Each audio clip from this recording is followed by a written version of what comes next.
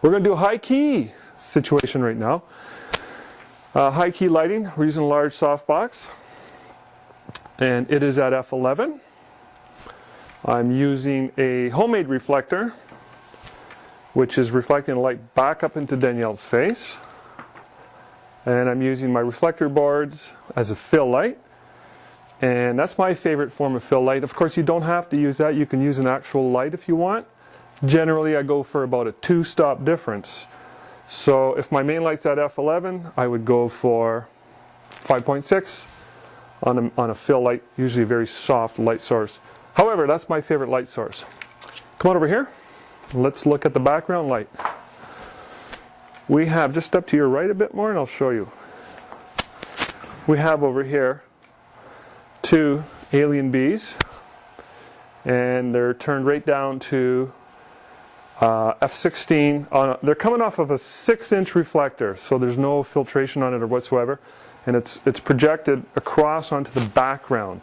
Now this background is a white painted canvas. You can use paper, you can use a white painted wall if you just want to do a head and shoulder or a waist up shot, which is actually quite effective. But the idea on the exposure here is to get the background at least 1 stop brighter than the main light. I prefer a stop and a bit, stop and a third. So, using my light meter, I've measured right here, and I have an output of 16 and a third, 16.3. The main light's at f11, so the background light is a good stop and a third higher than the main light. So that's how you get really nice, snappy, white, high key shots. So I'm just going to do a quick shot of Danielle right now. If you can look right here, Danielle, just a little smile. Lift your chin a little more, sweetie.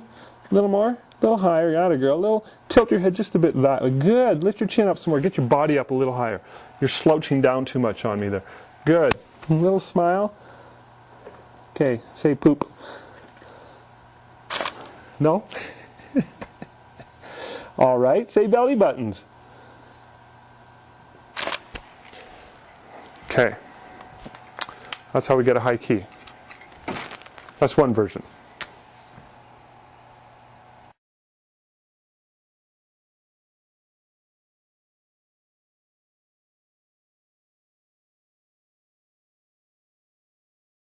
Now we're going to do a high key, just a close-up. This is one of my favorite looks. It to me resembles the look of a pencil or an oil painting or a charcoal painting if you workflow it properly later. Again, it's the same idea with the high key. We're only going to photograph Danielle from the waist up. So you don't need much of a white background. You can use a white wall or anything for that matter. White piece of paper, a white sheet, doesn't matter. The lights coming off the background, again, are at 16 1/3, and the main light is at 11. And I've got my reflector coming back off the main light into Danielle's face to create a nice specularity in the eyes. And my fill light is 2 big white reflector boards. I went with the larger reflector boards for the high key because I wanted more fill coming in.